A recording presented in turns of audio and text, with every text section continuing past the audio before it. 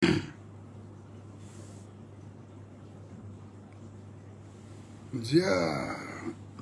амралтын өдөр юм дээ. Сайхан амарцгааж байна уу? За нэг ганц хүн ороод иртэл юу яа гэм бэ? Хитэн шээр хийжтэй юм.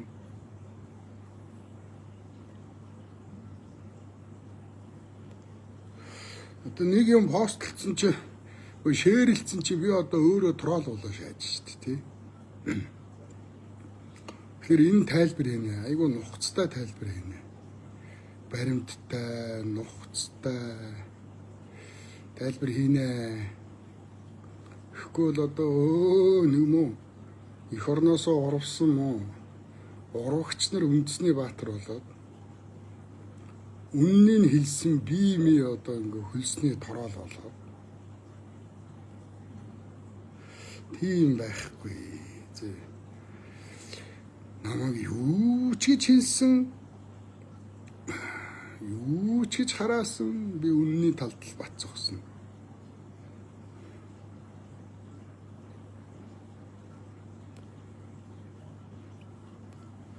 Би буруу юм хийсэн тохиолдолд хүүгийнхээ эсрэг зогсдог.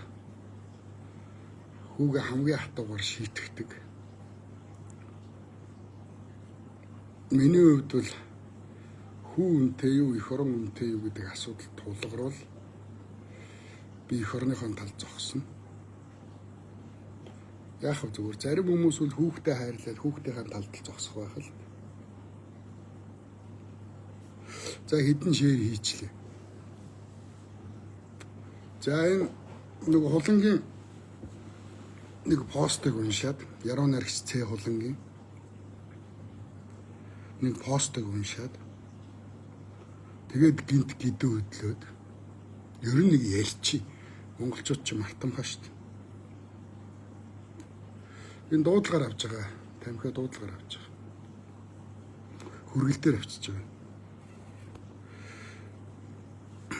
Тэгээд хэрвээ би хулангийн энэ нэг постыг уншаагүй бол би чимээгүй өнгөрөх байсан. За хулангийн бичсэн юмыг уншингуудаа гинт дургу үрээд энэ одоо юу вэ?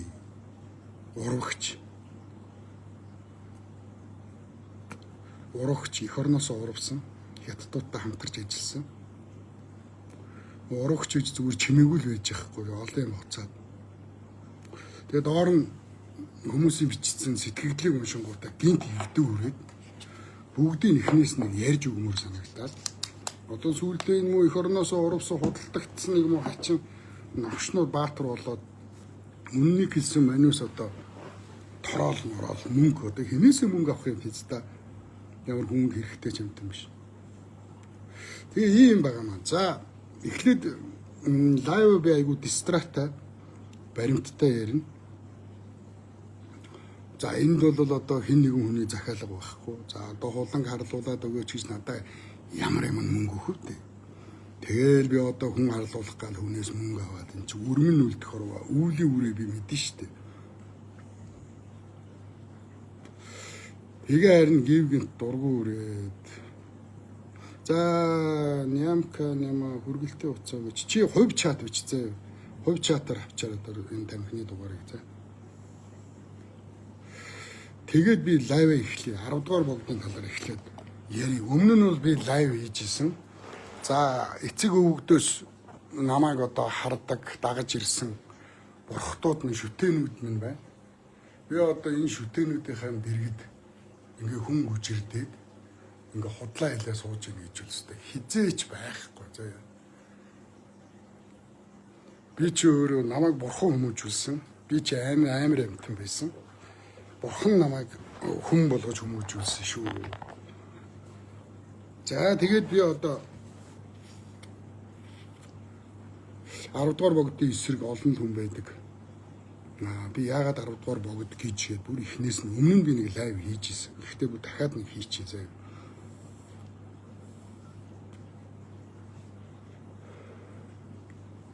За 10 дугаар богд гэж хийм бэ. Шашны одоо 3 тэргүүн бий. оройн 3 чимэг, гэлгөба буюу шар малгайтны шашин, анх 5 дугаар богд одоо энийг үүсгэсэн. Шашин унсан, шарын шашин бүхэлдээ шарын шашин гэсэн л тэр үчин шарын шашин байгаагүй. Бурхны шашин тэр чигээрээ унсан. Бурхны шашныг маш буруу зүйлд ашиглаж исэн. 4-р далай ламын үед. Ховийнхаар ховийнхаа одоо яг одоо манай Монголын дарга нар лойверчд хулгайч нар шарын шашныг яаж ашиглаж байна. Тэгэл ам нар нь худалдагдсан. Маш хэцүү байдалд тулж ирсэн. Яг ийм үед одоо 5-р далай лам тодроод тэгээд энэ одоо бурхны шашны мартагдсан тэр нууц тарин эрдэм ном тийм үү бурхтыг сэргээсэн маш олон одоо бугийг залсан шүтсэн байсан. Тэр дунд нь одоо тангаргийн бугч явж байгаа шүү дээ. Тангаргийн буг буюу одоо шүгдэн тий шүгдэн хүртэл залсан байсан. Ингээд 5-р далай лам реформ буюу маш том өөрчлөлтийг бурхны шашинд хийсэн байдаг. Ингээ бүгдийн одоо байхгүй болгоод нэг ахуул авдаг те ихний хүнтэй унтдаг юу гэдгийг одоо сахил үрцэн ламын хийх ёсгүй бүх юм хийсэн ахуул авдаг худалдагддаг муу хүмүүсийг хамгаалдаг бурхны нийчидтэй зан үйл тариныг хувийн ашиг сонирхолд ашигладаг одоо энэ бүх юмыг үгүй хийжсэн. Ингээд 5-р далай лам гэлгөба буюу шар малгайтны шашныг шинэ юм том урсгал гаргаж ирсэн байдаг. За ингээд бурхны шашны одоо номонд бол одоо далай лам банчин богд 3 зөвхөн бие биенийхэн хойд төрлийг одоо тодруулна гэдэг ингээд заасан. Одоо шарын шашны оройн 3 чимэг, оройн 3 зулгах юм шүү дээ. Нэгээ тодруулна гэдэг ингээд заасан. За надад хүртэл одоо богд зонхоогийн бурхан байж байгаа шүү. За ингээд далай лам хятадаас банчин богдыг тодруулсан. Ингээ банчин богд бол ингээд учир битүүлгээр алга болсон. Бүр аав ээжтэйгээ ах дүүтэйгээ ингээд бүр хөрстөөс ор сургахгүй алга болсон. Далай ламын тодруулсан банчин богд. Ингээд далай ламын бийч одоо өвдсөн, нас өндөр гарсан. Ингээ яалж явахгүй одоо богдоо тодруулах болсон. Хятадууд яг банчин богдыг ингээ одоо хөнөөснүү, яасан, ор сургахгүй аав ээж ах дүүтэйгээ бүр гэр бүлээрээ ор сургахгүй алга болсон. Ингээ хятадууд хуурамч банчин богдыг тодруулж бүгд найрамд хятад ард улсын одоо коммунист нам тий коммунист намын төв хорооны гишүүн. Одоо монголоор бол улсын их хурлын гишүүн шүү дээ тэр чинь. Ийм банчин богд тодорсон хуурамч. За энд бол сүсгтэн олон бол сүсэлдэггүй. Яагаад гэвэл хятадын коммунист нам тодруулсан учраас. Яагаад хятадын коммунист нам энэ далай лам 10 дугаар богд банчин богдыг өөр юм болгохыг хүсэж байна. Энэ бол одоо геополитикийн хувьд асар өндөр ач холбогдолтой. Дэлхийн нийтээрээ одоо ер нь бурхны шашныг ойлгож байна. Бурхны шашинд одоо бууж өгч байна. Бурхны шашны үнэнд итгэж эрдэм чадал төгс лам нарт нь одоо үнэхээр одоо бууж өгч байгаа. Энийг манайхан юм уншдаг, судалдаг хүмүүс бол мэдж байгаа. За яг хар мас уу улны хар ялгаанууд төвд Монгол хоёр л гэдэг. Яг үнэндээ төвдийн шарын шашнаас Монголын шарын шашин шал өөр. Энтгэхт байгаа шарын шашнаас манай шарын шашин бүр тэсвэр. Хятадд дэлгэрээд байгаа шарын шашнаас манайх өөр. Япон, Солонгост байгаа шарын шашин, Тайланд, Вьетнам, Сингапураар байгаа энэ шарын шашнуудаас манайх шал өөр. Яагаад гэвэл Монголын анхдугаар богд Занозар монголчуудын байгаль, монгол хүний онцлог тохируулаад өөрсдийн гэсэн бурхтаа бүтээгээд өөрсдийн гэсэн өв соёлын том шашныг бий болгоцсон юм аа.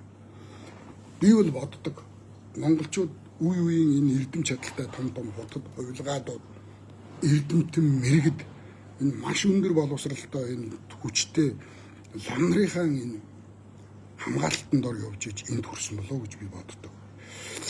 За төвд Монгол хоёр л гэдэг. Гэтэл өнөөдөр хятад 100% шарын шашинтай шүү дээ. Яагаад хятадтай ярихгүй байгаа юм та нар? Өнөөдөр Солонгос битүү шарын шишинтэй, Япон битүү шарын шишинтэй. Вьетнам, Тайланд, Сингапур юу гэдгийг Азийн, Зүүн Амнад, Өмнөд Азийн бүхий л орнууд тэр чигээрээ шарын шишинтэй. Өнөөдөр энтхийн хинди шишинтангууд маш олноор хэдэн 100 мянга бүр саяараа буддын гүүхэн рүү эргэж орж эхэлж байна. Яг нь төвдөд гинэ энтгэхт 17% шарын шишинтэй байсан. Одоо бол баг одоо 20 гаруй баг 30% 27-8% шарын шишин рүү орж. Энэ хүнийхээ тоогоор авчихна.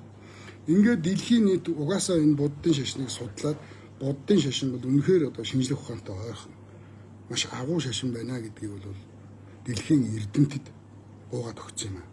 Хамгийн сүүлд энэ квант физикчид бууж өгсөн атомыг нээсэн хүн төрөлхтний шинжлэх ухааны хөгжил асар хурдтай ахисан.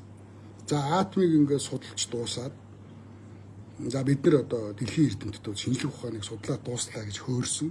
Гэтэл атом дотроо молекул гэж нэг юм бас бүтдэг юм байна гэдгийг дахиад нээсэн. Ингээд дахиад шинжлэх ухаан асар хурдтай урагшаа хөгжиж эхэлсэн. За ингээд молекулаа дуусаад за одоо л бид нар одоо дэлхийн энэ шинжлэх ухааныг одоо сонсоод тий одоо мэдээд дууслаа гэсэн эрдэмтэд. Гэтэл нөгөө молекул нь бүхгээд бас задраад одоо нано технологи гэдэг юм гараад ирсэн. Ахаад л шинжлэх ухаан асар хурдтай урагшилсан. За нано технологиг судлаад дууслаа гэсэн одоо хоосон чанар. Хоосон яг хоосон уу хоосон дотор юм байна гэдгийг квант физикчид тогтоосон. Гэтэл бурхны гүн ухаанд нөгөө атомын, нөгөө молекулын, нөгөө нано технологийн бүр хоосон чанар нь хүртэл буддын гүн ухаанд байж гисэн. Ингээд квант физикчид юу вэ одоо хэдэн зуун жилээр шинжлэх ухаан хөгжөөд судалж итэл буддын гүн ухаан тий 4-5,000 жилийн өмнө 8,000 жилийн өмнө энэ хоосон чанарыг бичсэн байна гэдэг дээрээ бууж өгсөн шүү дээ. За ингээд богд хаа маань Далай лам маань Монголоос богдыг тодруулсан. Эрхчлөөт ийм улсаас богдыг тодруулна гэж хэлсэн. За энэ цаанаа юу юм гэхлээр банчин богд манай Орос ураггүй алга болсон. За богд Далай ламын хувьд маш эвгүй байдалд орсон гэж би боддог. Хэрвээ дахиад банчин богдыг тодруулах юм бол нөгөө хятадууд чинь банчин богдыг гаргаад ирвэл устгаагүй, алаагүй ингээд шоронд аваач ойрцсон байж байгаад дараагийн банчин богдыг тодруулсан чинь хятадууд банчин богдыг гаргаад ирж магадгүй. Тэгэхээр банчин богдыг гаргаж ирэх одоо Далай ламын хувьд банчин богдыг гаргаж ирэх ямар ч боломжгүй болсон юм. Ийм учраас Монголоос богдыг тодруулсан. Монголоос богд төрнө гэдэг бол гайхамшиг. Үнэхээр гайхамшиг. Бид нар богдтой үеийн үзүүлэх хэрэгтэй. Монголын шарын шашин өөр шүү. Ингээд одоо Далай лам жанж халах буюу Далай лам одоо тэнгэр дэвшсэний дараа дэлхийн шарын шашны гол цөм, гол уурхай бол Монгол улс бол. Тэгэхээр Далай лам дэлхийд ямар амар нөлөөтэй байгаа вэ? Дэлхийн хэдэн сая хүн одоо 8 тэрбум хүний бараг 4 тэрбум Далай ламыг дагж байна. Яагаад гэвэл хятад өөрөө 1.5 тэрбум, энтэг өөрөө 1.6 тэрбум одоо хятадаас илүү болчихлоо шүү дээ. Ингэхлээр зүгээр энтэг хятадын иргэдэн нийлэл 3 тэрбум гарна. Хүн төрөлхтний бараг 40% болчиход байгаа. Ингээд дээр нь Солонгос, Япон, Азийн бүхий л орнууд шарын шишинтэй Монгол зонгол ингээд. Ингэхлээр бараг 4 тэрбум бараг 5 тэрбумд Далай ламыг дагах болж байна. Дагж байна. Ийм учраас Далай ламаас хойш дэлхийн шарын шашны гол цөм, гол төв бол Монгол улс болно. Тэгэхээр дэлхийн 8 тэрбум хүний 4 тэрбум нь бараг 5 тэрбум нь Монгол руу харна гэсэн. Тэгэхээр 10 дугаар богдыг дагаж ямар том геополитикийн асуудал байна гэдгийг бид нэр ойлгож хүлээж авах хэрэгтэй. Тэгэхээр төвд Монгол хоёр ядуулгаад хуцаад ах энэ бол ерөөсөө ямар ч ном уншдаггүй зүгээр л малнуудын хэлдэг үг шүү. Монголын өв соёлыг хамгийн үнэт өв соёлыг өгөө хийх гэсэн гадны новшнод байгаа. Энэ дээр одоо заргийн өнрөө хүртэл толгойлоод одоо гандангийн лам нарыг нэгээ бандддаг баахан одоо гомонор гэж ингэж дайрсан. За яах вэ? Одоо бид нэр одоо хулан ч юм уу, заргийн өнрөө ч юм уу энэ гандан руу дайрж исэн хүмүүсийг бид нэр шүүхгүй. Эдгээр бурхны шүүлтийн өмнө өөрсдөө очино. Эдгээр үр хүүхдээрээ аимшигтай юмыг амсна. Энийг бол бурхад өөрсдөө эдгэрт юу хийхээ бэлдсэн байгаа. Яаж өвдөхөө, яаж зовоохоо бэлдсэн байгаа. Яагаад гэвэл эдгээр бурхны шашны эсрэг үйл хийж байгаа учраас. Тэгээ нөгөө бүгөөс бурхныхаа нүрэлд бургасаар гуйтсан хүмүүс шүү дээ. Мөнгө аваад гуйтсан, зохион байгуулалтаар дайрсан. За яг энэ үед бол би яг гандан тачлангаа өмөрөөд бат зогссон шүү. За ийм байна. Тэгэхээр хятад улс бол зөвхөн ирээдүйд Далай ламыг өөрсдөөсөө төрүүлэх, богдыг өөрсдөөсөө төрүүлэх, банчин богдыг өөрийнх орноосоо төрүүлэх. Ингээд шарын шашны 23 чимэг, 23 зул үеийн үед хятадууд одоо шарын шашны хөндийн төвийг өөрийн улс дээр байлгах гэж. Энийний араас хэдэн 100 сая зуулчдыг, хэдэн 100 сая мөргөлчдийг өөрсдийнхөө орн руу татах гэж хятадууд говь политикийн хувьд банчин богдыг устгасан.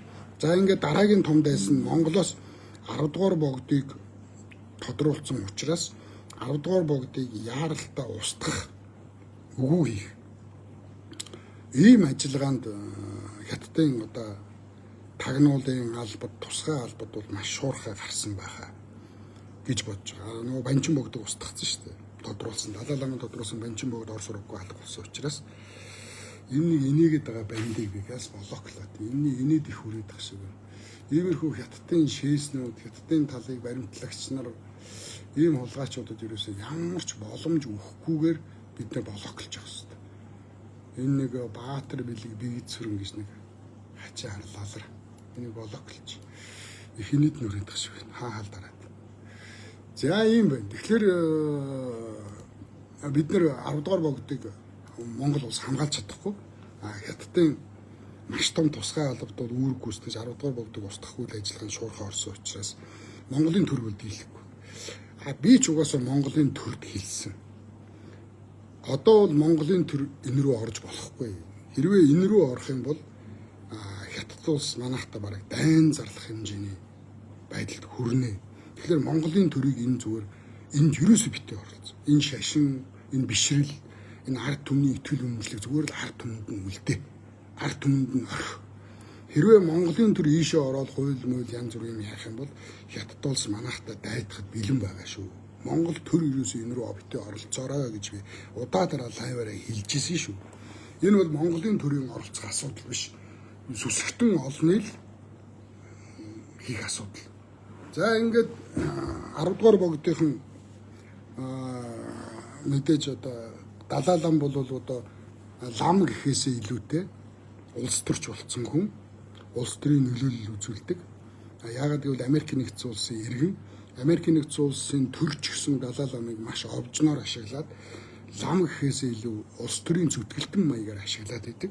Энэ нь угаасаа маш тодорхой харагдчихэв. За ингээ 10 дугаар богдыг бол Далай ламын нөлөөнд ор Америкийн нэгдсэн улс хамгаалтанд авсан. Энэ бол маш зөв алхам болсон. Америкийн нэгдсэн улс л хятадуудаас тэр үнийг хамгаалж чадна. Монголчууд бол ингээд гэл 10 дугаар богдоо нохолч.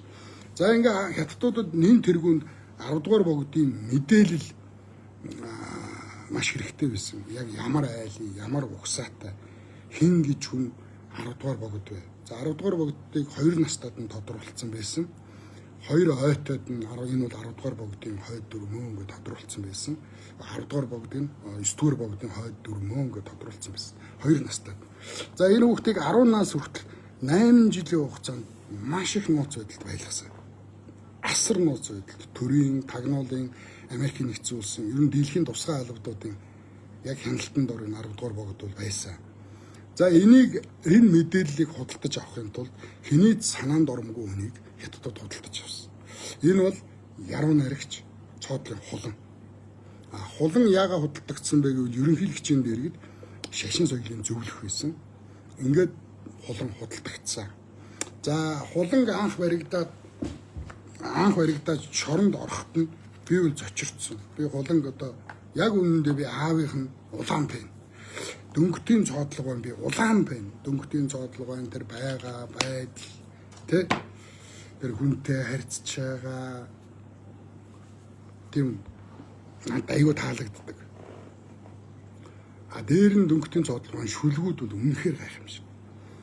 Одоо энэ юуны наадмаар бол одоо тархаа аврах байхгүй юу? Одоо Баян мөнх аврах шиг, Бат Эрдэнэ аврах шиг, Мөнхөд аврах шиг Монголын яруу найргийн тархаа аврах юм байхгүй юу? Аврагаа хөндлөхгүй байж болохгүй. Цоодлогын хувьд бол би цоодлогыг би залбирдаг. Цоодлогыг би шүтдэг. За дамжуулаад би хулангийн шүлгэнүүд ч дуртай. Манай хулангийн шүлэг бол үнэхээр сайн. Ингээд би хулангаа өмөрөөд улан суллаач юу болчихоо гэдэг лайв хийсэн. За хамаатан садангууд нь надад баяр хүргэсэн. Хулангийн өмөрч одоо лайв хийж байгаа. Баярлалаа гэж бүр гадаадд байдаг одоо хамаатан ч гэнэ юун ч гэнэ хүмүүс надад баяр хүргэжсэн. 3 4 баяр хүргэсэн. За тэгсэн чинь тэр нэлээ хандлт авсан. Би зохиолчтой уриалсан. Хулан эх орныхон төлөө дуурсныхын төлөө барай орчлоо. Одоо зохиолч босшоо. Хулангаа авраа. Хулангаа өмөрөө ингээ шоронд явуулчих болохгүй. Хулангийн хийсэн эх орноосоо урвсан зүйл анги бол гадаадын тагнуулын байгууллагатай хамтарч ажилласан гэдэг зүйл анги бол хамгийн багадаа 18 жилийн ойрох ялтай.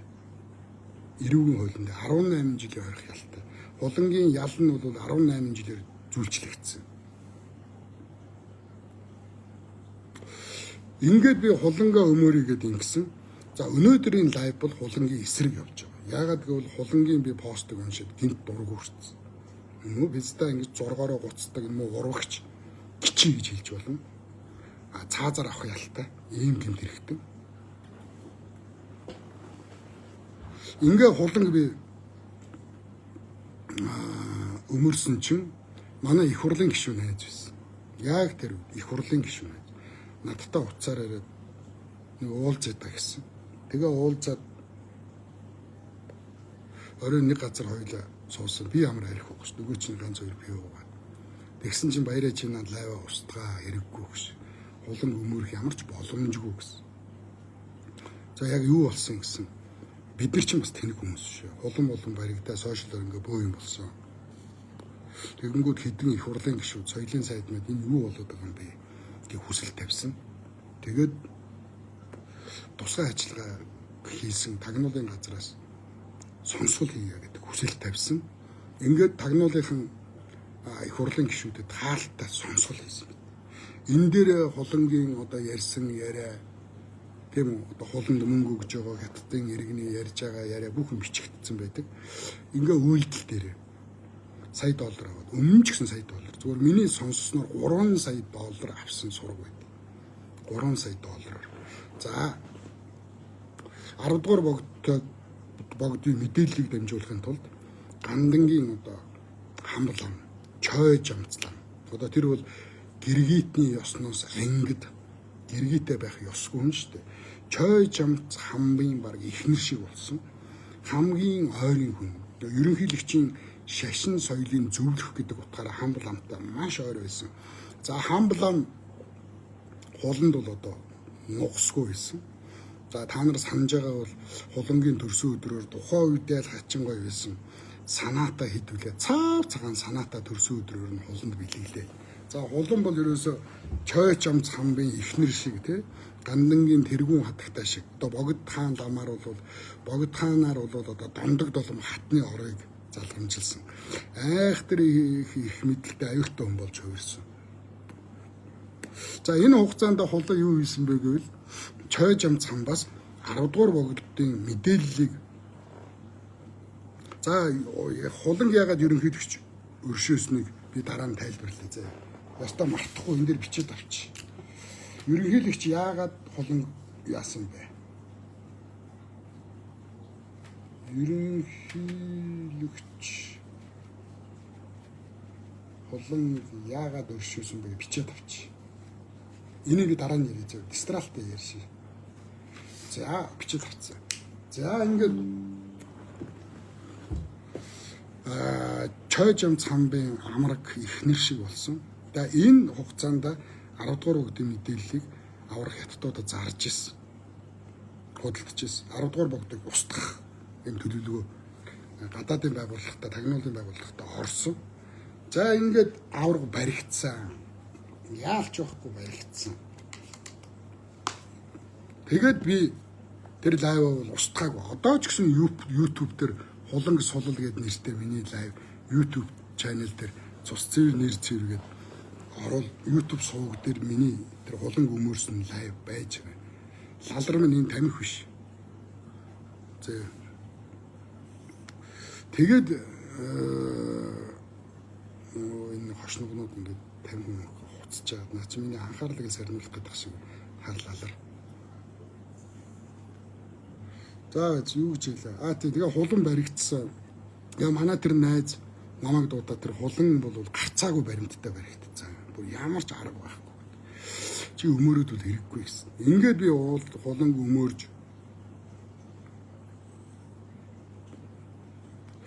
лайв хийсэн байсан. Ингээд миний толгой бол за хулан бол ялч явахгүй урвцсан байх гэдгийг мэдээд би хулангийн тухай дахиж дуурахаа байсан. За хулан урвсан тодорхой болоод тэн дээр бол одоо манай найзын хэлснээр бол таныг одоо хятадын тэр төлөөлөгч одоо мөнгө өгж байгаа тэр дуун бичигдсэн, хоолой бичигдсэн байсан. Тэн дээр иймэрхүү хүмүүсээ одоо манай хятадын ардын чөлөөлөх айрам ч юм уу те манай коммунист нам хятадын одоо тусгай алба та нарыг хамгаалах болно. Үргэлж хамгаална. Та бол айх хэрэггүй гэж хэлж ярьж байгаа нь бичигдсэн гэж үздэг. За ингээд хулан маань орсон. Би 18 жилийн ял гэж эрүүгийн хуулийн тусгай анги онц ноцтой юм тэр хууч нар бол шууд цааз шууд буудан ялдаг юм тэр. Ингээ 18 жилийн ял авах уу гэсэн чинь 18 жилийн ял авах уу гэсэн чинь 50% хөнгөлөлттэй ял авсан. 9 жилийн ял авсан. За энэ бол хятадууд одоо монголчуудад нөлөөлж эхэлсэн гэсэн. Хятадууд Монголын шүүх одоо цагдаа тагнуул бүх юмд нөлөөлсөн.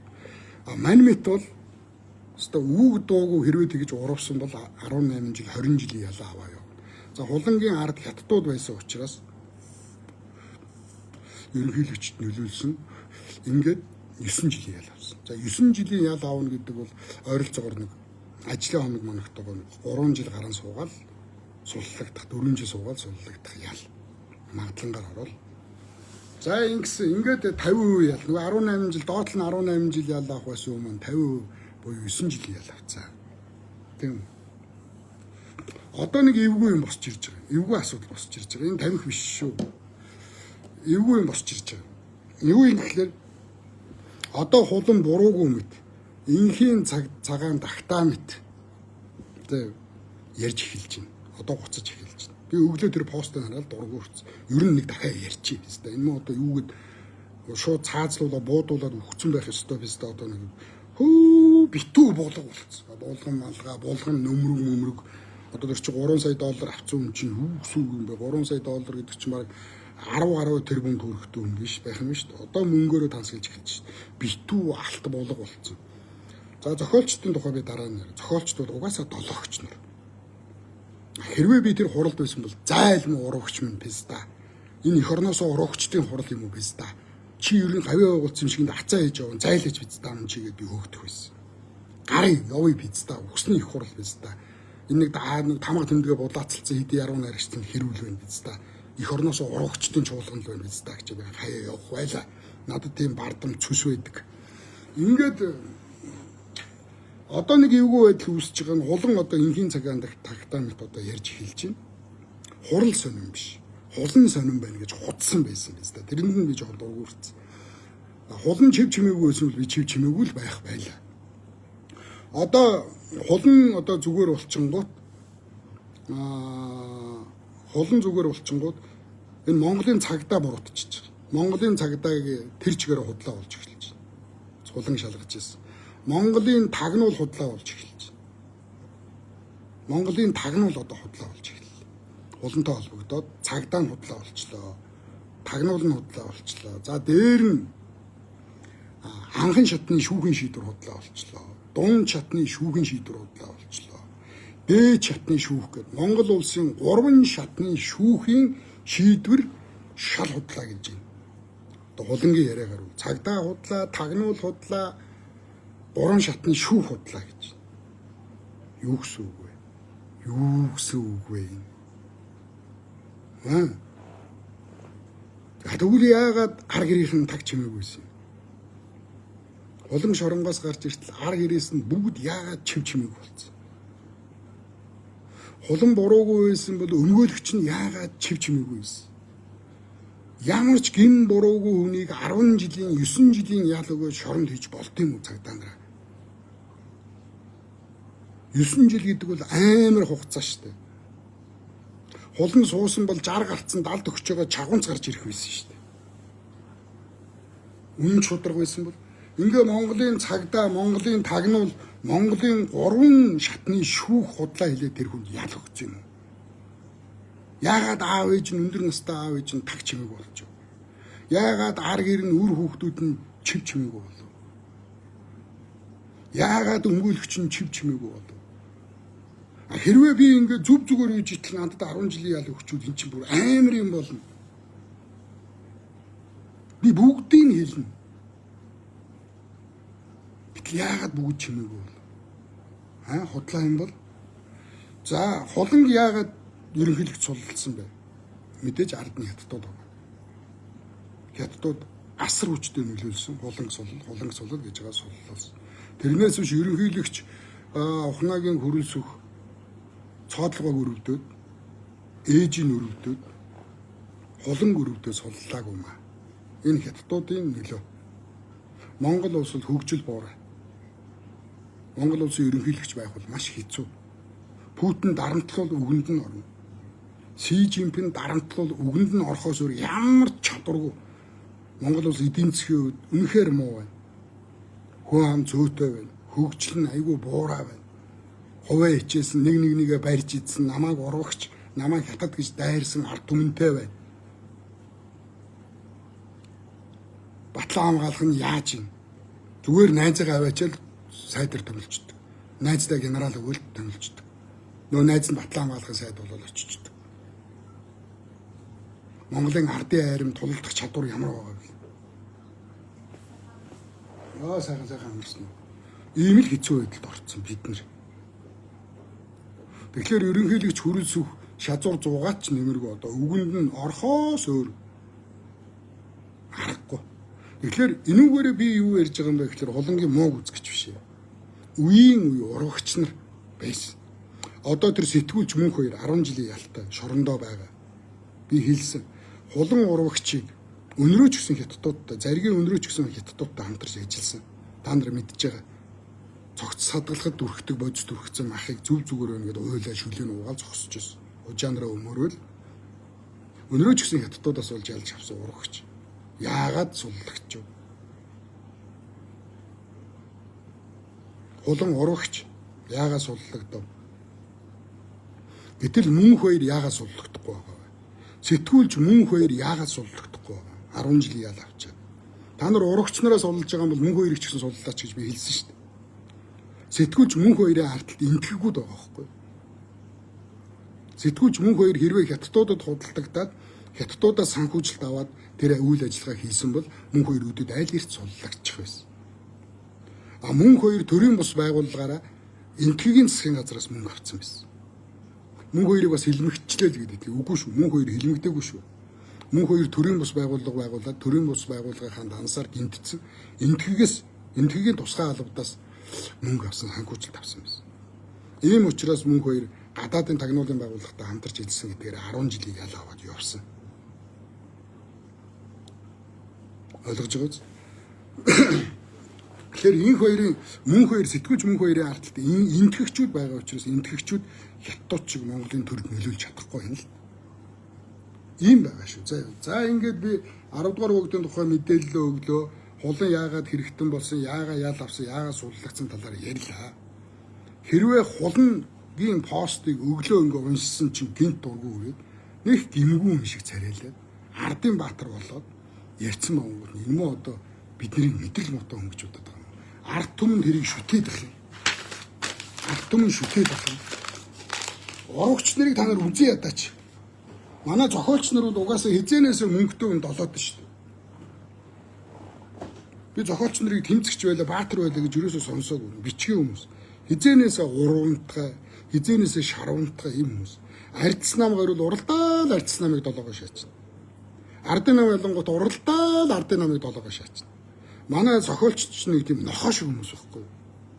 Хүн хоол өнгө тасчдаг. Амар ангижснаа хүн хоол өнгөд ингээд сүлийн шаруулзуулаад өнгөг очичдаг. Ийм л өрөвдмөр хүмүүс шүү дээ. Одоо та нар тэднийг соён гэгэрүүлэгч мэгэрүүлэгч гэж бодоод хэрэггүй. Тэн зүгээр хэдэн лангууны зохиолч нар дүүрсэн, лангууны шүлэгч, лангууны зохиолч нар дүүрсэн газар. Манай зохиолчд юу хийдэг гэж хэн дарга болох вэ? Хэнийгээ дарга болох вэ гэл. За одоо Баатараагаа дарга болохыг гэл. Тэгээ гарыг суцглуулаа шаач. Дотроо фракцуулаад зодтолтоо байна. Тэгээ Баатараагаа дарга болгоно. Баатараагаа дарга болгонгуудаа за би чамайг дарга болгосон. Чи намайг гавьяат авч өг. Ардын уран зохиолч авч өг. Чи надад төрийн шагнал авч өг. Бөөлж цутгамаар ном барьчаал тэрийгэ төрийн шагнал ардын уран зохиолч болно гэл. Хөгийн инээдтэй армаа мччихэл би гавьяат болно гэл. Дүүрээ авгаач бол тэрүүгээр гавьяат болох гэсэн. Монголын зохиолчдын үйл ийм л болсон. Юу энэ соён гэгэрүүлэгч. Хуучны зохиолч шиг л үнзгрүүд байхгүй шүү дээ. Тэгээд нөгөөх нь баахан гарын үсэг цуглуулж байгаа арай хийж дарга болно. Ард нь баахан гавьяат ардын уран зохиол төрийн шагнал авч ялан думчдаг. Тэгээд тэр зоргоор нь тэр ардын уран зохиолч тэр төрийн шагналын тэмдэг олдохгүй шүү дээ тэр хүнд. Тэгээд нөгөөх нь чи амлсандаа хөрсөнгөө песта. Чи намаа гавьяат болгоно гэж гарын үсэг авчаад гэл. Чи над хөдөлмөрийн гавьяаны улаан түгээ одоо авч өгнө гэж дарга болсон миний гарын үсгийг авсан.